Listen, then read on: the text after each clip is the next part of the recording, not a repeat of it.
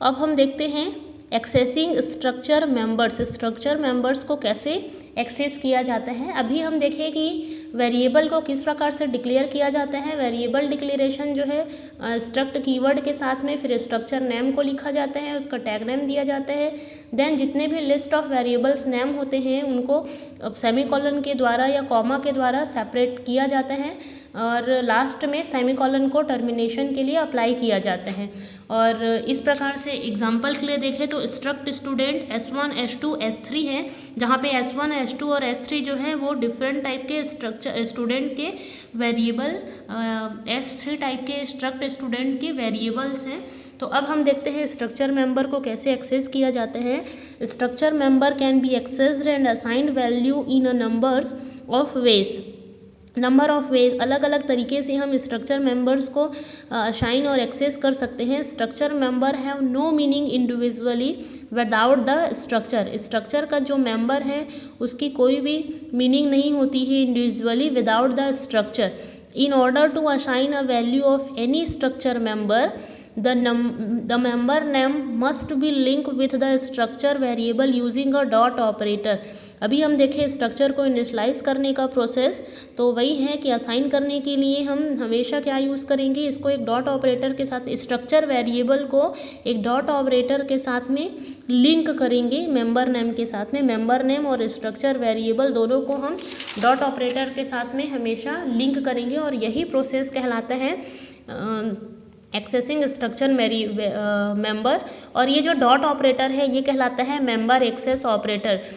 Structure member के साथ में हम जब स्ट्रक्चर वेरिएबल को लिंक कराना चाहते हैं तो हमेशा एक डॉट ऑपरेटर यूज़ करते हैं जिसको कहा जाता है मेंबर एक्सेस ऑपरेटर। देखते हैं एक एग्जांपल के थ्रू इसको समझने की कोशिश करते हैं। यहाँ पे एक हेडर फाइल इंक्लूड किया गया है। ये प्रोग्राम है हमारा स्टूडेंट के लिए, स्टूडेंट का नाम और स्टूडेंट के एज को प्रिंट करने के लिए। तो एक हेडर फाइल इंक्लूड कर लिए हैं, एक स्ट्रक्चर यहाँ पे अब क्रिएट कर रहे हैं। स्ट्रक्ट कीवर्ड के साथ में स्टूडेंट हमारा स्ट्रक्चर नेम है, करली ब्रैकेट ऑन कर लिए। अब यहाँ पे वेरिएबल डिक्लेयर किया जा रहा है कैर नेम 25, इंट में एज को लिए हैं, कैर में branch 10, char gender curly bracket off करके सेमी कॉलन को यहाँ पे क्लोज कर अप्लाई कर दिए हैं। तो इस प्रकार के हम यहाँ पे एक स्ट्रक्चर क्रिएट कर लिए हैं। अब आगे देखते हैं इंट मेन करली bracket on struct student S1। S1 क्या है यहाँ पे, वेरिएबल ऑफ स्टूडेंट टाइप है। S1 is the variable of student type. S1 dot age equals to 18। अब यहाँ पे देखो एज को असाइन किया गया है, स्टूडेंट का जो एज है जिसको इंटीजर टाइप का ले रहे हैं उसको यहाँ पे असाइन किए हैं। तो अभी मैं बताई हमेशा असाइन करने के लिए मेंबर को डॉट ऑपरेटर के साथ में वेरिएबल के साथ में क्या किया जाता है, लिंक किया जाता है। तो ये हमारा मेंबर था, तो इसको हम वेरिएबल के साथ में क्या कर रहे हैं, इस प्रकार से डॉट ऑपरेटर के साथ में असाइन कर रहे हैं। S1 dot age equals to 18।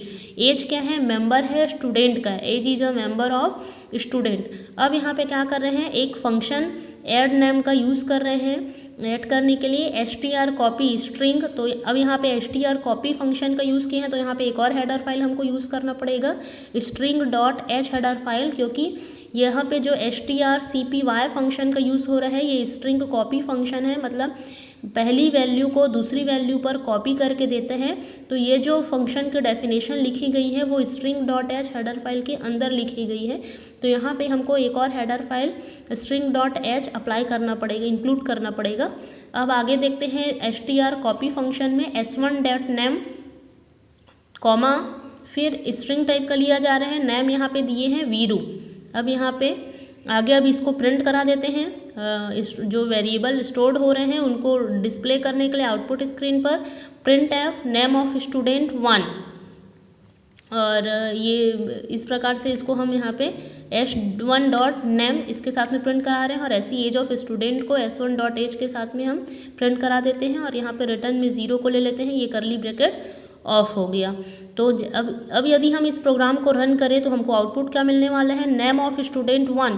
तो name of student 1 S1 dot name के साथ में इसको लिया गया है, कॉल कर रहे हैं। तो यहाँ पे क्या हो जाएगा, वीरू नाम दिए हैं और एज ऑफ स्टूडेंट कितना होगा इसको असाइन कर रहे हैं हम 18 से। तो एज ऑफ स्टूडेंट 1 कितना मिलेगा हमको, 18 मिलेगा। ये हमारे आउटपुट स्क्रीन पर इस प्रकार से हमको शो करेगा। ठीक है, तो इस प्रकार से ये हमारा प्रोग्राम है। अब आगे देखेंगे नेक्स्ट में।